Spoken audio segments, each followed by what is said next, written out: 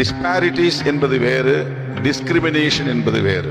இயற்கையில் வேறுபாடுகள் இருக்கிறது, ஆனால் கடவுள் வேறுபாடுகளோடு உன்னை படைத்திருக்கலாம், பாகுபாடுகளோடு உன்னை படைக்கவில்லை. ஏற்றத்தாழ்வு என்பது வேறு, உயர்வு தாழ்வு என்பது வேறு.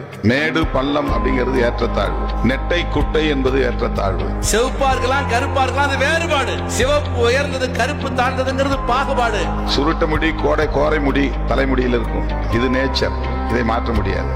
உயர்வு தாழ்வு என்பது சோசியல் ஹைரார்கிஸ், சமூகத்தில் நிலவுகிற உயர்வு தாழ்வு நாமே உருவாக்கி கொண்டது. இது கற்பிதம், இது இயற்கையாக உருவானதல்ல. நீ உயர் சாதி, கெட்ட சாதி, சின்ன சாதி, பெரிய சாதி, வேறுபாடுகள் இருக்கலாம்.